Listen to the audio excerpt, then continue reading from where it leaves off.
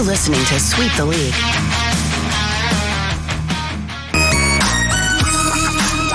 Hey, this is George Iceman Gervin, and you're listening to Sweep the League Radio.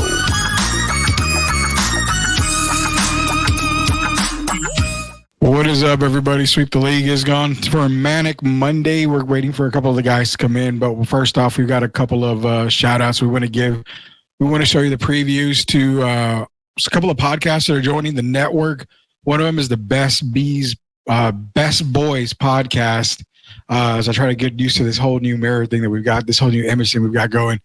Also, the Lean Left, Lean Right podcast as well. Those are the two newest shows on the network. We're going to play a couple of quick commercials for them, see if Derek and Gio can jump on the show with us tonight. But for the meantime, before we get started, let's get off to some of these new podcasts that are joining the network here. Are you a hockey fan looking for the latest on the Edmonton Oilers, Pittsburgh Penguins, and NHL news of the week? Barry and Carson Best bring it all to you on the Best Boys Center Ice podcast. They break down games, provide insider updates, and keep you up to speed every week. Don't miss out. Subscribe now and join their hockey family. Welcome to the Lean Left, Lean Right podcast, where spirited debates and open discussions reign supreme. Join hosts Rudy and Shemaya as they dive headfirst into the hottest topics in politics and beyond. They're all about seeking common ground without losing their passion for their perspectives. If you're ready for real talk and honest opinions, subscribe now and join the conversation.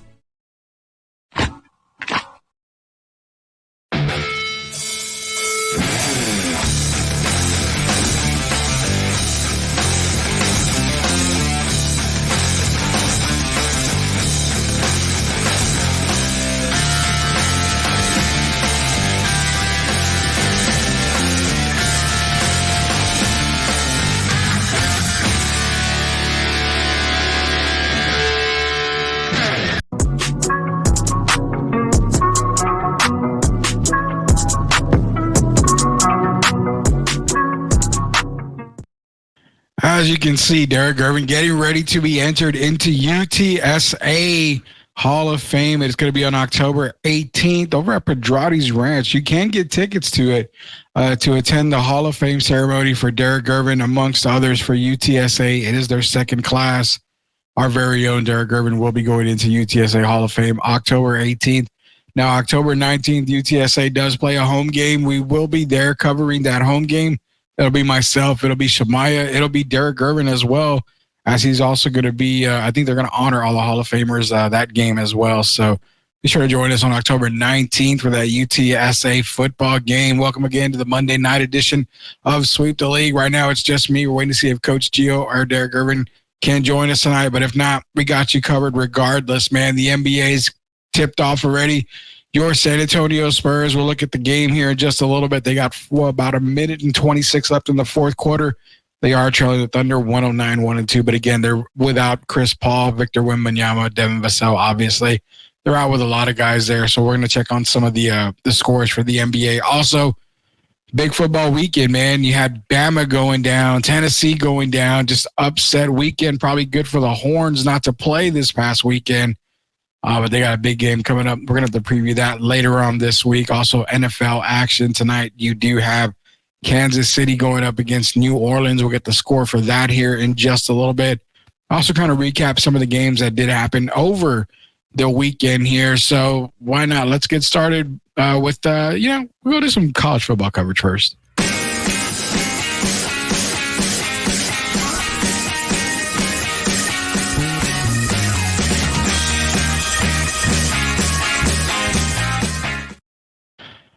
Tim Gonzalez is in here, Puro Blue Devils, of course, Tar Heels suck. I like the new Spurs play-by-play guy. Yeah, he's pretty good. Jacob's pretty good. Detroit and UTSA legend, Derek Irvin. Yeah, we'll make sure I got to get my face in here right. Tim, we'll make sure that we get Derek squared away. And also, do I like the 2-hour Monday Night Raw? Wasn't it already 2 hours? Or was it 3? I don't know. I haven't seen Raw in forever, so you're going to have to let me know. But I haven't checked it out yet, Tim. So appreciate you letting me know about it.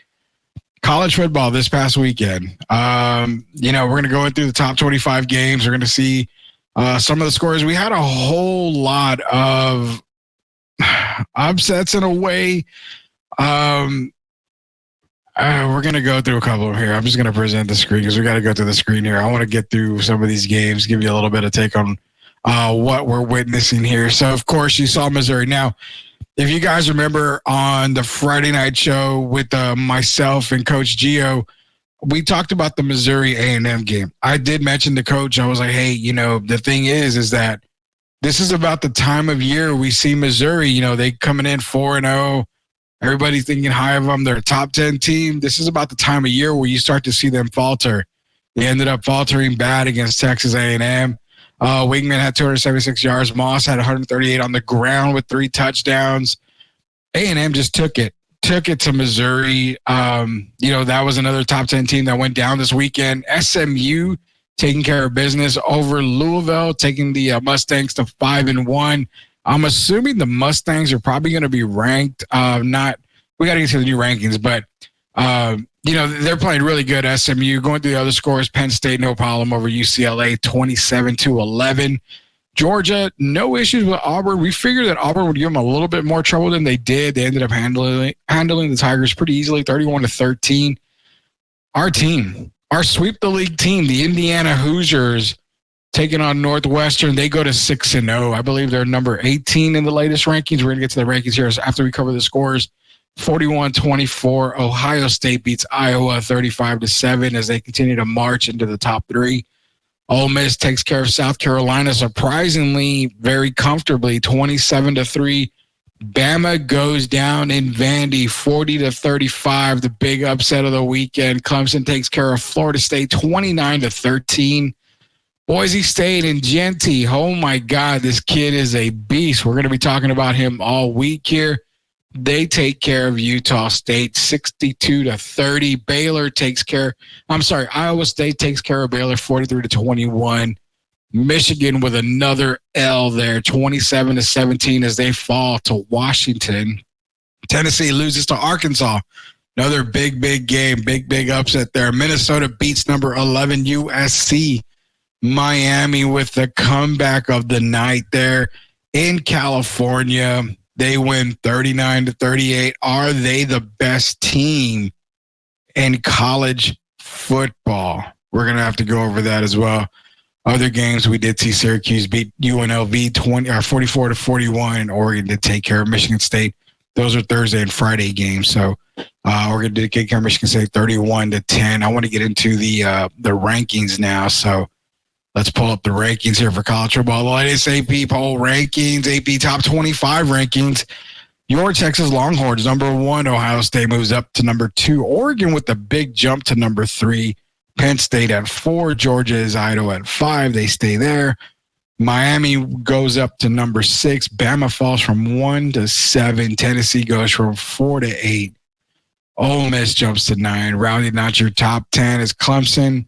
Notre Dame, I'm not so sure is going to be there at the very end when it comes to top 10, top 11 rankings. I don't even know if Notre Dame makes the college football playoffs. We're going to see on that.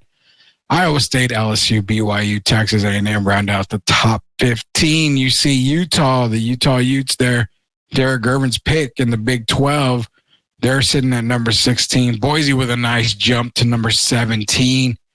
Tied for 18. They got 3 teams at 18. I don't understand the whole tie thing, but Kansas State, Indiana, Oklahoma, 18, 18, and 18. More than likely 18, 19, and 20, but Missouri at 21, Pittsburgh 22, Illinois 23, Michigan's 24 now, and I mentioned SMU rounds out the top 25. So we got Tim letting us know that FYI, Georgia versus Texas scheduled for 6:30 p.m. on ABC. Yeah, it's going to be a night game. There's no way that they're going to have to keep that as a night game coming up. But do you guys have any issues with the top 25 that was released yesterday? Texas at what? We've been saying Texas is the best team right now in football, in college football, defensively, offensively. Quinn Ewers starts off hot. He gets injured. Arch Manning comes in, just continues the dominance for Texas. Quinn is going to get the start when it comes to Texas and Oklahoma. Do you guys like that? That's the question. Do you guys like the fact that Ewers starts over Arch and Arch has kind of been balling it here? I knew for a fact there was going to be a controversy. Even though it's a small one, it's a controversy. I don't have issues. Quinn Ewers, obviously, he's been the starter for a while at Texas. I have no problems with him taking over the starting job again. But does he have a short leash? That's the main question. If he starts to struggle, do you see Sark pull Quinn back and put Arch in? That's the question that we've got to answer going into the rest of the college football season for Texas. If you see Quinn starting to struggle, do you pull him? Do you put Arch back in? That's the part where we've got to see when it comes to Texas. Outside of that, there's nothing ever to talk bad about Texas. Both sides of the ball, dominant. As we've seen, we're going to see this weekend how dominant Texas can be as they head into a rivalry game this weekend here. I'm trying to pull up some scores here real quick for you guys so I can kind of give you an update here. We're looking at, for the weekend, I'm trying to see the scores for tonight's game in case you guys are looking for it here. But nonetheless, like I'm trying to say is, what are we worried about when it comes to Texas? I mean, they're playing OU this week. It's the Red River rivalry this week. If Quinn struggles, do they pull him back and they put Arch in? How much rope are you giving Quinn? How much of the leash are you giving Quinn going into Oklahoma? This is a massive game here. Huge game this weekend. Red River rivalry. You throw the records out. Texas undefeated. I think Oklahoma's 4-1. You throw the records out. This is going to be the game right here. This is what sets the standard for SEC right here. Both teams just joined the SEC. This is where it starts for both teams right here. If Texas can pull out a victory and a comfortable victory, you've got to consider them the best team in all the land. There's no doubt about that. I know a lot of people, including Derek, talk about Miami as the best team in all the land. If you're putting Miami in Texas, Texas has to get the nod. Miami has gotten lucky. Let's not be real. They made a comeback against Cal. And then the immaculate Hail Mary from Virginia Tech, which, again, I mean, there was no clear-cut evidence as to why you would change that call and not rule it a touchdown. I know Miami fans, you're going to hate me. I mean, but when you've even got Derek Gervin talking about that probably wasn't a touch. That should have been a touchdown. It should have stayed a touchdown. And Derek's the biggest Miami Hurricane fan here on the show. He's even admitted to the fact that, hey, it should have been a touchdown. So Texas really hasn't been in that kind of position. So again, who's the best team? Is it Miami? Is it Texas? Are we including Ohio State and Oregon in these conversations? I mean, Ohio State and Oregon have looked really good. I mean, as we're sitting in the top 5, you've got 3 teams in the Big Ten, 2 teams in the SEC. I mean, we know the Big Ten and the SEC are going to beat each other up. There's no doubt about that. But when you're looking at Miami and you're looking at Texas, the 2 most talked about programs right now, because not a lot of people are talking about Oregon. Not a lot of people are talking about Ohio State. They're talking Texas, Miami right now. Who's the better team? Miami's been lucky to start the season undefeated. I'm going to just say that. They've been really lucky to start the season undefeated. I've got Texas. I've had Texas winning the national championship. I picked them at the beginning of the year. I'm sticking with them. I feel they're going to, win the SEC. I feel they're going to go into the CFP and they're going to run the table in the CFP, and you're bringing another national title back to Austin. So again, if you got any issues with the rankings, drop them in the comments below. Be sure to go to our YouTube page. Go to YouTube, search Sweep the League TV, be a subscriber. We're at 618 subscribers right now.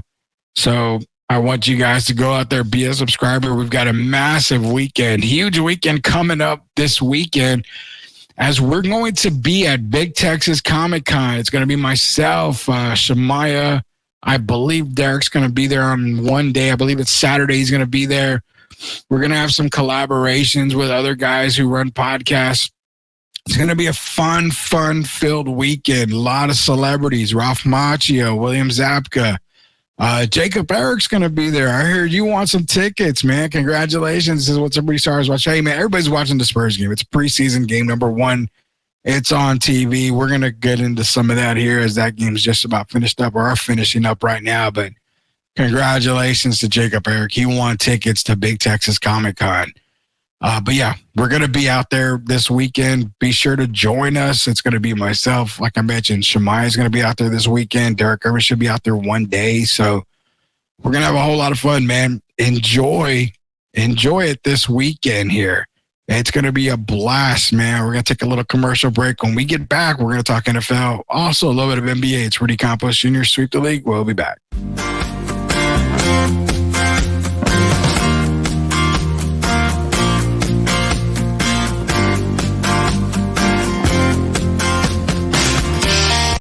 Are you looking for a contracting company that gets the job done right the first time? Look no further than MCS General Contracting. MCS specializes in top quality concrete work, including patios, driveways, foundations, and swimming pools. The team of experts are dedicated to delivering exceptional results and unparalleled customer satisfaction. At MCS General Contracting, they're not just hardworking, they're local. Based in San Antonio, they are committed to building relationships and trust within the community. That's why MCS guarantees your satisfaction. They pride themselves on getting the job done right the first time, every time. So why wait? Contract MCS General Contracting today to schedule your project and experience the difference for yourself. MCS General Contracting. Building a better San Antonio, one project at a time. Proud sponsors of Sweep the League. Hey, it's Rain Fernandez, and you're watching Sweep the League. Be sure to follow me on Instagram, Twitter, and TikTok, and Facebook at Rain Fernandez, Rayne Fernandez. We build a legacy, yeah, they know the name. STL Music, it's a movement, not just a claim. Loyalty, respect, that's the code we honor. In the face of adversity, we stand stronger. We build a legacy, yeah, they know the name. STL Music, it's a movement, not just a claim. Loyalty, respect, that's the code we honor. In the face of adversity, we stand stronger.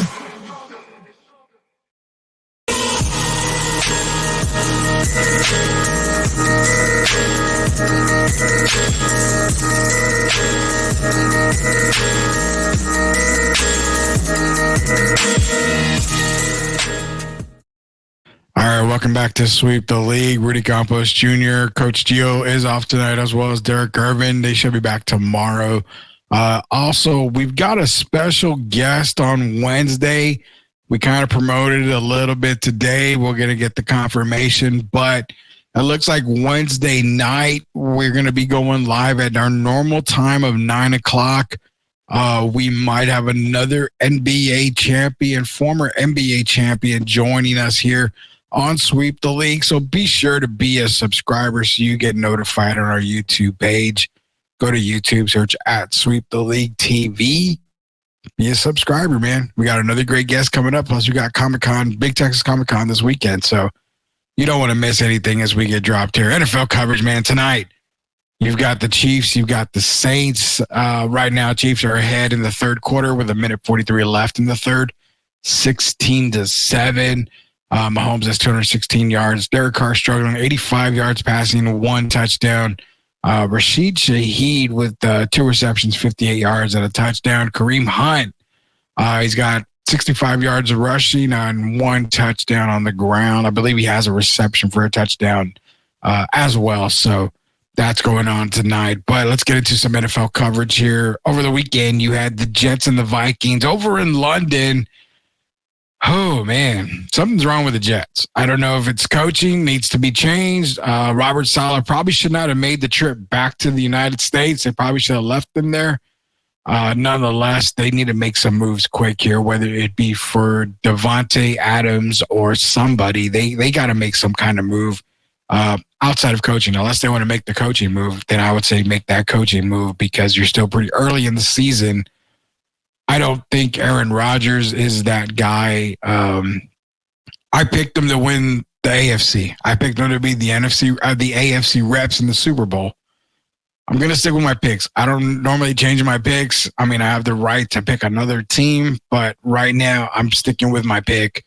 I think they can turn it around, but the Vikings and Sam Darnold, he didn't really have a touchdown. He didn't have a touchdown pass at all, but he managed the game. He was able to get the Vikings. Their defense came up big against the Jets over in London. Vikings are at 5-0. Ravens and Bengals. Now, can we pretty much write off the Bengals? I mean, Burrow went bonkers, 392 yards, 5 touchdowns. Jamar Chase, 193 yards, 2 touchdowns. Lamar Jackson, 348 yards passing, 4 touchdowns. I mean, this was a shootout, man. You know, I think Gio had called it. It's going to be a shootout of a game. And sure enough, that's what we had. Ravens end up winning it at the end on a field goal. But I mean, the thing too is that this pretty much puts the Bengals, I think, out of playoff contention. As we do our previews going into week 6 for this week, we're going to look at that. But I think it's got to put them out of playoff contention. It's going to be super hard to get out for that 1-4 start and be able to make it back into any type of playoff contention. Bills and Texans in a battle of two of the better teams in the AFC. Texans come out on top 23-20, Kai Fairbairn, with a field goal at the end. CJ Stroud, 331 in the air, 1 touchdown. Stephon Diggs with the revenge game. Everybody hates saying the revenge game, but with the revenge game, 6 receptions, 82 yards. Nico Collins did go out with an injury. I've got to check how serious that is. We'll have updates on all your injuries here this week as well, fantasy purposes as well as team injuries as well as the week goes on. But Nico Collins did go out with that injury. Bears and Panthers, everybody's on the Caleb Williams bandwagon again. He looked great, 304 yards, 2 touchdowns. But I'm going to come with the same type of energy that a lot of you guys came at me when I talk good about a team or a player. You said, well, it was against the Panthers. So I'm going to come back at you guys and say, well, it was against the Panthers. Caleb Williams looked good against the Panthers. We're going to leave it at that. Jaden Daniels taking the Commanders to 4-1, 238 yards passing, a touchdown. McLaurin, 112 in the air, 4 receptions. Deshaun Watson basically looks like he just quit on his team. It is time for the Browns to just move on. You've got Jameis Winston. I mean, at least Jameis is going to go in there with heart and try to make something happen. It's just time to either bench Deshaun or just cut his ass loose. He doesn't want to be in Cleveland. He doesn't even look like he wants to play football anymore. Just cut him loose. There's no reason to keep Deshaun Watson and that massive contract anymore. Cut him loose. Just forget about everything. Let it go. He's not your answer for anything. Again, the guy doesn't want to be there at all. Just cut Deshaun Watson loose. Colts and Jaguars. Trevor Lawrence, he finally came in. It finally clicked a little bit. 371 yards, 2 touchdowns. One of the premier rookies this year. Probably has to go in to possibly offensive rookie of the year talks guaranteed. Brian Thomas Jr. out of LSU, 5 receptions, 122 yards, and 1 touchdown. The kid has been absolutely balling for the Jaguars as one of their lone, bright spots. The other question is, you go to the other side of the ball here. Joe Flacco comes in. Anthony Richardson, yes, is hurt, but Joe's been looking really damn good. And it goes back to, we've seen the past couple of years. I mean, last year was Richardson's rookie season. This is year 2. Very injury prone. Do you rush anything when it comes to Anthony Richardson? I mean, to me, the Colts look good with Flacco. I mean, if you want to win, you're sitting at 2-3. You're not completely out of anything. You may as well ride Joe Flacco as long as you can. I don't know. I mean, that's a very, very bad opinion. I'm sure I'll probably get flack for that. But, I mean, the Colts, you're riding high with Joe Flacco. Joe Skinny is coming through for you like he always does for the Ravens. And last year, was it the Browns last year? I mean, you've got to get this guy in the game, man. Anthony Richardson, just take the year off. They look so much better with Joe Flacco at quarterback. Dolphins get it, and I'm going to say a surprising win over the Patriots right there. I had the Patriots winning. I felt they were going to win, but nonetheless, the Patriots didn't come out on top. Dolphins win 15-10. Tyreek Hill with 6 receptions, 69 yards total. I believe Devin Achane went out with an injury, so that's going to definitely affect the Dolphins coming up here because, I mean, you lost 2 already. Hill and Waddle pretty much have quit on the team as well, so losing the chain, that's going to be tough for the Miami Dolphins. Sorry, I got a really bad, my throat's going away, my voice is going away, so I got to keep being a little bit hydrated there. Cardinals and 49ers. This is the game I told Gio. I'm taking the Cardinals. Oh, you're wrong. 49ers are going to win. There's no way they're going to be able to lose this game. Brock Purdy, Ayuk, Mason, the defense, yada, yada, yada, yada. What happened? Cardinals win 24-23. I don't buy the San Francisco 49ers. I have not bought them this year. Said it already in many shows with Gio as well. That window of opportunity to win the Super Bowl all but closed last year. If you guys go all the way back in our YouTube videos after the entire Super Bowl talk, we were talking about it, and you've got to take notice of it. We've been saying the San Francisco 49ers window is all but closed.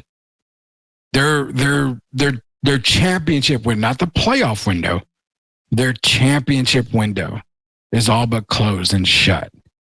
They've got an injured McCaffrey. Kittle and Deebo Samuel. I mean, injuries. Ayuk, happy, but, I mean, you're not going to focus. I mean, you'll be able to focus on Ayuk now. Brock Purdy, everybody was saying, well, he's a system quarterback. You had one side of the fence say yes. You had the other side of the fence say no. Seems like he is a system quarterback when it comes to this. I don't know. Kind of call it like we see it there. Jordan Mason's been one of the few bright spots when it comes to San Francisco. Doesn't mean he's going to replace Christian McCaffrey. McCaffrey should be back, I think, by week 7. But is it too late when it comes to week 7 for San Francisco? I mean, will they be able to turn it around? Still not over yet. Broncos over the Raiders. Hey, look at Bo Nix, my pick for offensive rookie of the year, 206 yards, 2 touchdowns, and 1 victory over screaming at Sean Payton. Give him the win, standing up to Sean Payton on the sidelines. Broncos take care of the Raiders, 34-18. They go to 3-2. Broncos defense looks legit. Watch out for the Denver Broncos, Packers, and Rams. Hoo-wee. Jordan Love, 224 yards, 2 touchdowns. Rams are done. Been trying to tell Coach Gio they've been done for a while. When you've got injuries to your top 2 receivers, the defense wasn't all that going in. The retirement of Aaron Donald does hurt. So the Rams were in trouble when those 2 guys went out with injury, and it shows completely right now. So the Rams are going to continue to struggle throughout the year. My boy, Danny Dimes, starting to look like a quarterback, Coach Gio. Started ever since I ripped Danny Dimes' ass on the air on Sweep the League, and I said, you know what? Maybe Kyler is the better quarterback out of the draft. There was a fire lit under Danny Dimes' ass. And lately in those games, since the call out, what do you think, Gio? The guy's been looking like a quarterback, huh? He goes for 257 and 2 touchdowns, leads the Giants to a victory over the Seattle Seahawks in Lumen Field, which is in Seattle, Washington, 29-20. And that's without Malik Neighbors. Keep that in mind, without Malik Neighbors. And then you've got Sunday Night Football, as Ray Dean is in here. Told you Cowboys would win. Dak is very good. Never questioned Dak, Ray. Never questioned it. He's a warrior. Tim saying, Rudy Giants beat the Seahawks. They sure did.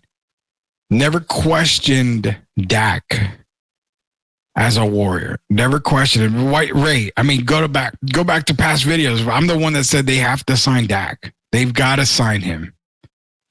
If you're not going to sign somebody out of the three, you don't sign Micah. Defensive tackle, defensive end, wide receiver.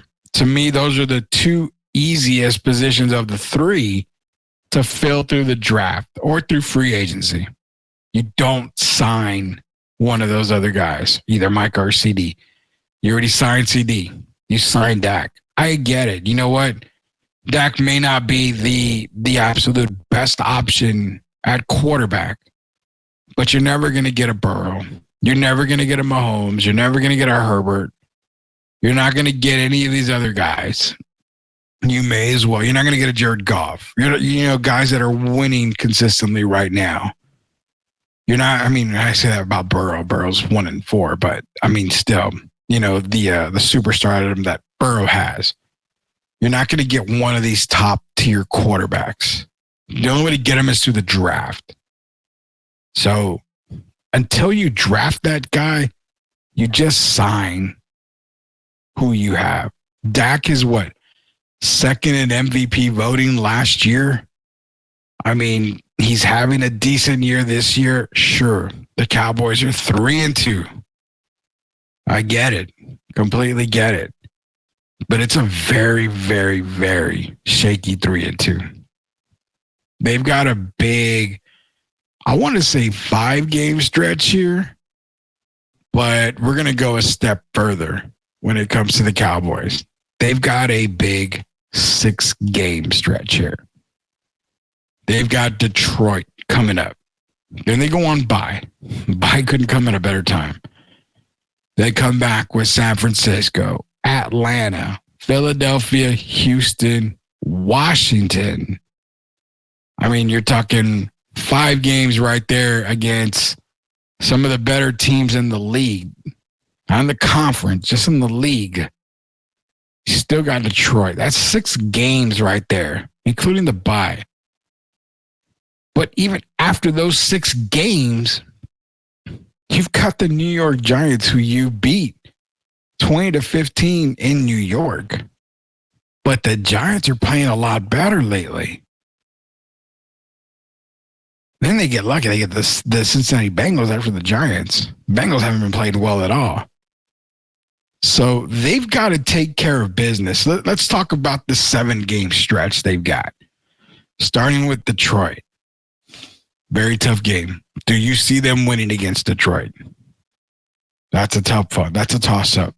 They go to San Francisco after the bye. San Francisco hasn't played great. But you're talking about Christian McCaffrey possibly being back for that game. Difference maker right there. What is one of the things that teams can do? They can run on the Cowboys. No telling if Micah is going to be back by then. No telling if D-Law is going to be back by then. Then you got Atlanta. Atlanta is one of the wild cards in this. They look good some games. They look bad some games. Which Atlanta team is going to show up? You have the Eagles then. Eagles. It's a toss-up. Records go out the door when it comes to Dallas and Philadelphia. And they got the Texans coming in. We know how the Texans are playing. We know what they are capable of. And you have the red-hot Washington Commanders. You don't think Dan Quinn is going to want to stick it to the Dallas Cowboys? You surely are mistaken if you don't think that. Washington's going to come in strong. Round it out with the New York Giants. Again, it's a rivalry game in a division. No idea how that goes. Ray's giving us a couple of updates here. He figures Dallas is going to beat Detroit 28-17. Could happen. Could happen. Detroit has a very explosive offense, Ray. They can go toe-to-toe with just about anybody. But their defense is better than Dallas. So as long as they score on the offensive side, I feel they can stop Dallas on their offensive side. They've got to. I think Hutchinson is going to make it very, very painful for Dak that night in that game. He's also got Dallas 28, San Francisco 12. Depends if McCaffrey plays. If McCaffrey plays, it's a toss-up for me. It's a toss-up if McCaffrey plays. If he doesn't, I can see Dallas winning that game.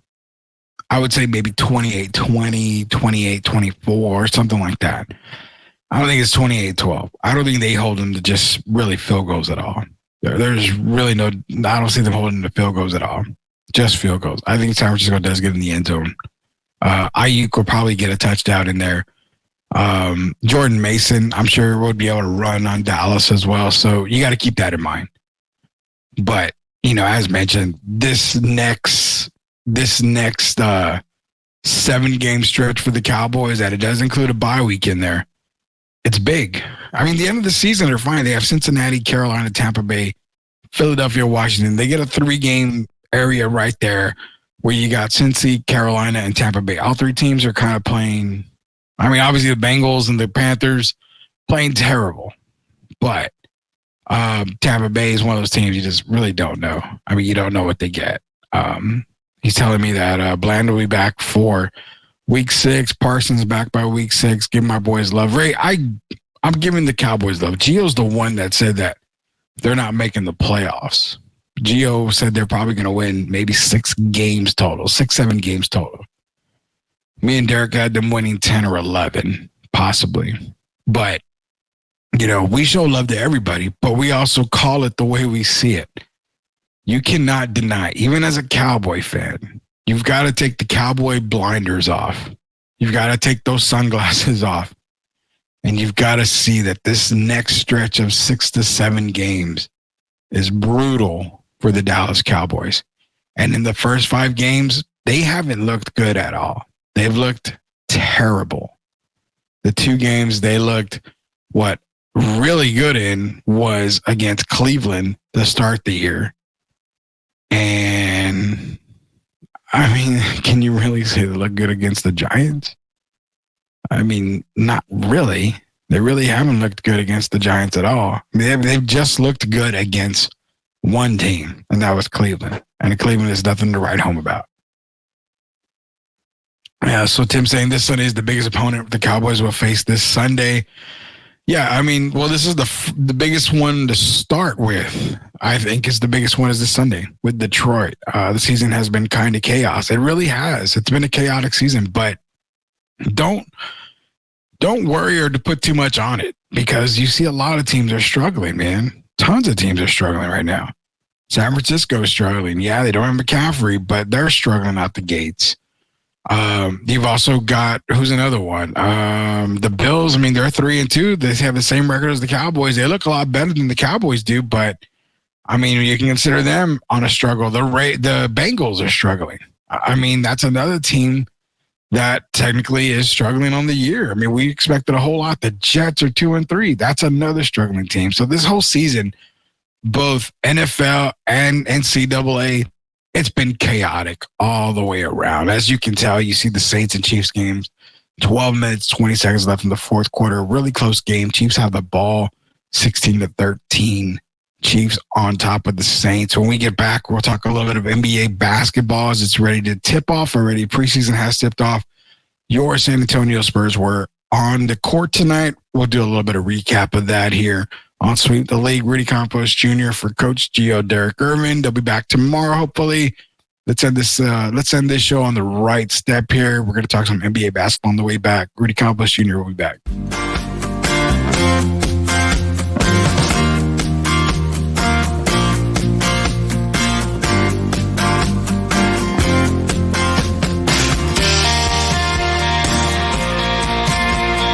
Are you a hockey fan looking for the latest on the Edmonton Oilers, Pittsburgh Penguins, and NHL news of the week?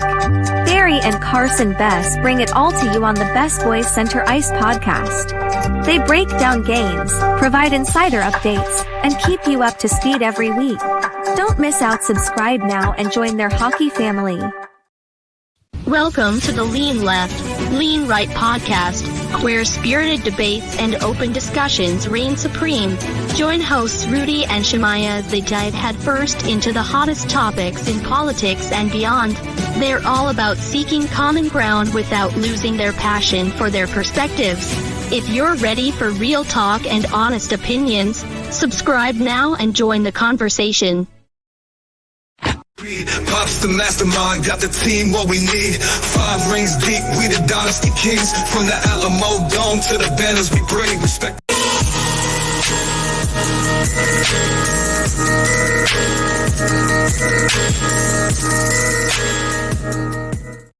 All right, welcome back to Sweep the League. Rudy Campos Jr., Shemaya on the beats. Also, Coach Gio and Derek Urban should be back tomorrow. WNBA playoffs. Now, real quick mention, the Liberty did defeat the Aces. The first time that Becky Hammond is not heading to the WNBA finals. It's her first elimination as head coach of the Las Vegas Aces. Congratulations out there to the New York Liberty on defeating them and heading off to the WNBA finals. You've got, I believe it's game 5 between Minnesota and Connecticut coming up here, I believe tomorrow. So we're going to talk a little bit about that as well. Get you guys set up for the WNBA finals coming up. It's going to be great. It's been a fantastic season so far. It's been an amazing season so far. I hope everybody continues to support the WNBA as you've got women's college basketball coming up next year in the WNBA. You're going to probably see the likes of obviously Paige Buchers coming out, possibly I believe of Juju Watkins coming out. I mean, you've got a lot of great WNBA talent, future WNBA stars coming out into the next WNBA. So continue to support the WNBA as much as possible as we head into NBA talk. The season did tip off tonight here. Let's get to some of the scores here tonight as we've got NBA tipping off here. There are San Antonio Spurs were in action tonight. The Memphis Grizzlies played against the Dallas Mavericks. Now, remember, that's preseason, so we're not really buying a whole lot into it here.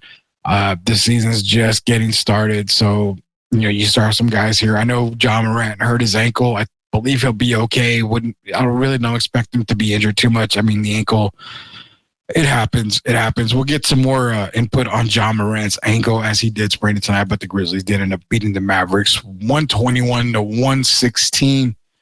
Tim's mentioning 2 WNBA franchises next year. Yeah, there are going to be 2 more WNBA franchises next year. Hopefully San Antonio does get another one back.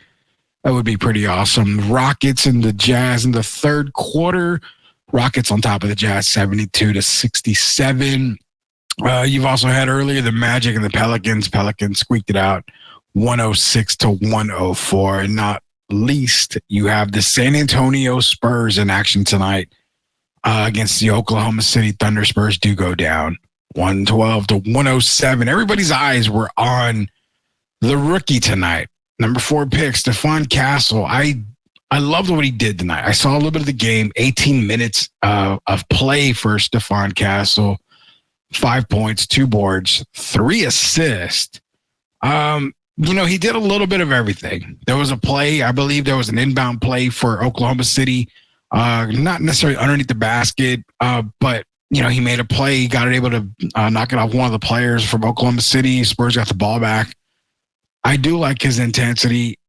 He looked like he was able to run the point really well. Of course, I don't expect him to be starting point guard with Chris Paul, also with Trey Jones there as well. So I see him getting minutes probably alongside Chris Paul. He could also get minutes alongside Trey Jones. So it's going to be fun to see how Stephon Castle is used this year. I don't expect him to be in Austin at all this season. I think he'll be a part of the main roster the entire season. I don't see him going to Austin. If he goes to Austin, it's probably one of those stretches where the Spurs are off maybe 3 or 4 nights. Austin has a game. They may send him down for a game or 2 and then bring him right back up. So the possibilities of that are there, where he can go to Austin, during a kind of a little break for the Spurs, just kind of continue to get him some run. Tim is also saying about the play-by-play guy. Yeah, he did really good tonight. Didn't have any doubt in my mind. I think everybody wanted Dan Wise to be the guy, but I think I mentioned with Jeff Garcia on his Locked On Spurs that I think Dan's doing a lot of SAFC announcing, so I think he kind of just stuck to that. I don't know the real reason behind it, but you can catch Dan on SAFC play-by-play calls. So him and I believe Katie Goodman is also another one that does it with him. So they got a good thing going over there. Dan's got a good thing going over there. It didn't surprise me to see he wasn't calling Spurs games. Excuse me. Bronny struggle this. Excuse me again. Like I said, my voice is going out. Yeah, Bronny's going to struggle this season. It's not a matter of if he struggles. It's a matter of how much he'll struggle this season. But we're going to get into full season coverage here pretty soon, Tim. But nonetheless, tonight's leading scorer for the San Antonio Spurs was Champagny. Outside of that, Jeremy Sohan, he chipped in 9, Keldon had 8. Both guys played roughly 20 minutes, 21 minutes for Jeremy, 23 for Keldon. Harrison Barnes got 20 minutes in, scored 6 points. Nonetheless, you saw Malachi Branham were the other two guys in double-digit scoring for the San Antonio Spurs. City Sissoko played 19 minutes, looked okay tonight, didn't look really, really good. If you listen to Locked On Spurs with Jeff Garcia earlier this morning for the preview, we kind of previewed Blake Wesley and also mentioned Harrison Ingram. Harrison Ingram ended up getting about 10 minutes of play, 2 points, 2 rebounds, 1 assist. Really, really good there. Blake Wesley got 17 minutes. What I liked about Blake was the fact that he was able to get 2 steals. He only had 1 turnover. The biggest factor that Jeff and I talked about was he's got a fast motor. He's a Russell Westbrook type of guy. He just plays. He goes from end to end, and he tries to make stuff happen. The biggest stat on Blake Wesley tonight was 1 turnover. That was it. Loved it. Loved it. That's where we want to see Blake Wesley. Under control. He did score tonight, 3 points. He dished out 7 assists. This is the Blake Wesley that I want to see. I had no comment. In fact, I went as far on Locked On Spurs and said I think Blake is one of those guys that might be possibly cut at the end. Because remember, they have to make a decision on Blake come October 31st. So he has an entire month. Well, roughly he's got, 24 days to make it known that he wants him to pick up his contract. He's got to do it. He's off to a good start. I will not lie. He's off to a really good start right now. So I'm going to say that Blake showed out tonight. Good job on that. I really do think Blake did show out. He was one of the guys. Harrison Ingram was the other guy that we were looking at. He played really good. I think he's going to be more of your Austin guy, but I wouldn't be surprised to see Ingram come up to the main roster. Got some injuries. You got some guys sitting out for a couple of games. I think Harrison Ingram is one of those call-ups that you're going to see from time to time. Malachi Flynn played pretty good tonight. I think he had about 8 minutes. He had 9 points in those 8 minutes. But again, the 2 biggest factors I wanted to check out were Blake Wesley and Harrison Ingram. Those 2 guys were talked about on Locked On Spurs. So I'm definitely glad and happy to see both of those guys balling out in the first game. Get some honey tea. I have some honey tea. What sucks, Tim, is that I've got Comic-Con this weekend. I'm trying to, we've got a massive show. We got shows tomorrow. Wednesday, we've got a special guest coming in. Got to get ready for that show. Thursday, we've got a show. Friday, we're going to be broadcasting a little bit from Comic-Con and also probably be doing a night show on Friday night as well. Saturday, we're going to be talking all day at Comic-Con, Sunday all day at Comic-Con, and then hopefully Monday we'll be able to get a break. We might take a break on Monday because it's a whole lot here. You're going to enter the health and safety protocols, Rudy. No, I'm not entering health and safety protocols at all. really what it is, it's allergies. I'm not sick. It's allergies. It's allergy season. I mean, come on. When does Jeff come back on the show? I need to take a Scuba Flag in a Spurs jersey. Jeff's going to be on the show. He was on talking Big Texas Comic-Con earlier today. We are going to have Jeff this weekend. You know what, Tim? We'll ask him this weekend at the Comic-Con what he thinks about Cooper Flag. So we'll ask him that this weekend. Let's see how SGA takes a game to another level. So, you know, it's one game. Don't overreact to one game. It's first game of the preseason. Give me a break. You can't go on Twitter or, you know, you can't go on Facebook or wherever you kids are doing it, TikTok or Threads or whatever. You can't do that and say, well, the Spurs team looks like the team that we expected. They didn't have Wemby. They didn't have Chris Paul. They didn't have Devin Vassell. You know, they didn't have a whole lot of guys tonight. But on the same token, Oklahoma City didn't have SGA. You know, they were out of SGA. Lou Dort didn't play. The other Jalen Williams didn't play at all. I mean, they played Chet, but he only played 9 minutes. So you got to understand too, man. Like the team, the Spurs team are going to be improved. But I will say to you guys what I said to y'all last year. It's going to be a long season, and just enjoy it. Sit back and enjoy the season. I would definitely not go in to the season with high hopes. Keep them low. Last year, they predicted 22 wins. I said 22 wins. They got to 22 wins. Vegas had them at 35 wins. If you were one of the guys that took the 35 wins and said, no, they're going to win more, look at the win total just recently. It's down to 32. Vegas has them down to 32. I've got the Spurs winning 30 this year. Low end 28. Middle ground 30. High ground 32, 33.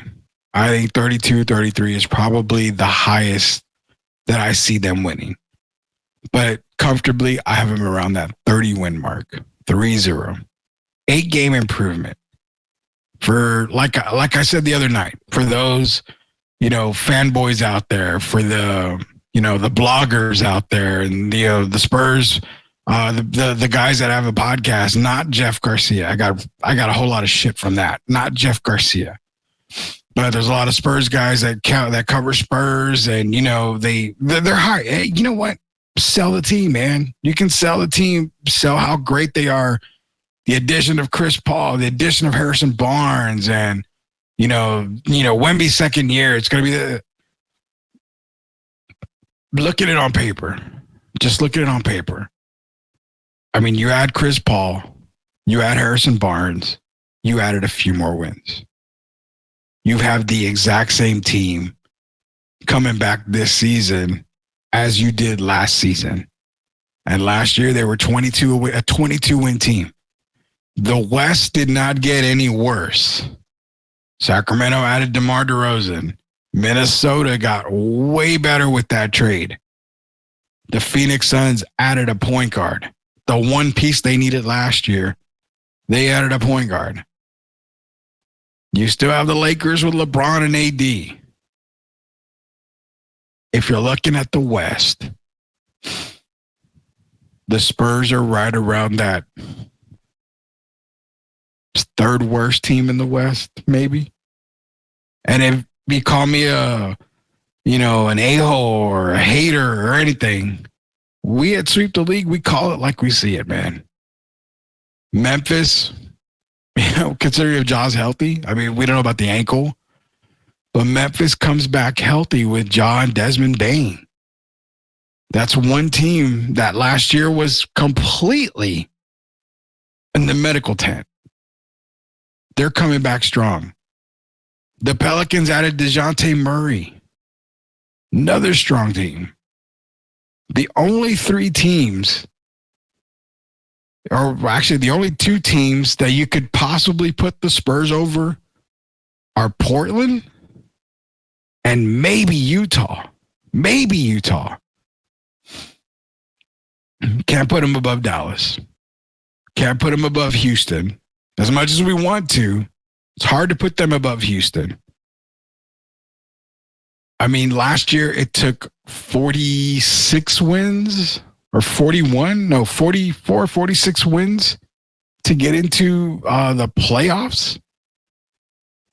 Let me get that for you guys. Before we go, let's get that for you guys. Because, yeah, it's going into last year. I mean, yeah, it took about 40, I think it was 46 wins to make the playoffs last year in the Western Conference. Can you tell me with a straight face? Can you tell me that the Spurs can win 24 more games this year with the roster? They added Chris Paul. They added Harrison Barnes. Does that add 24 more wins? Now, Victor, year two, Victor adds wins too. He adds victories. But with those other two additions, does that add 24 more wins? As it is, I think it's going to take 47, 48 wins to get into the play-in. I mean, last year, Memphis was a 27-win team without John Morant, without Desmond Bane for most of the year. So add those two guys, maybe puts them 40. I mean, 39, 40 wins. That's a 12-game turnaround. So say we did the same for the Spurs. That's 34 wins total. If we give them a 12-game turnaround, that means that they're just better than the Jazz and the Trailblazers, making them the third worst team in the West. Be honest with yourself. That's all we ask here. Be honest with yourself. Go into the season, have some fun. We're not shitting on the team. We're not dogging the team. We call it like it is. If you expect this team to be one of the top teams in the West, bring it down a lot. Bring it down a lot. But hey, if it happens, then it happens. We're the first ones to say we're wrong. And we sure as hell hope we are wrong. Hope you guys enjoyed the show tonight. Gio and Derek should be back tomorrow. We've got a special guest on Wednesday, former NBA champion. We kind of hinted it today. If you haven't seen it, go to our Facebook page, go to our Twitter accounts at Sweep the League. We've been kind of teasing him all week. We've kind of pretty much got confirmation. So we're going to hope that we speed up to Wednesday so we can talk to this former NBA champion. So once we get 100% confirmation, we will make that announcement for you guys. You can jump in there, get some questions already asked so we can ask him. For Wednesday night, we have Big Texas Comic Con. It's going to be a very busy weekend for Sweep the League, also for Jeff Garcia. Shout out to MCS General Contracting, major sponsor of Sweep the League. For Derek Gervin, for Coach Gio Rudy Campos Jr. Till we sweep you again, we'll see you later, Knuckleheads.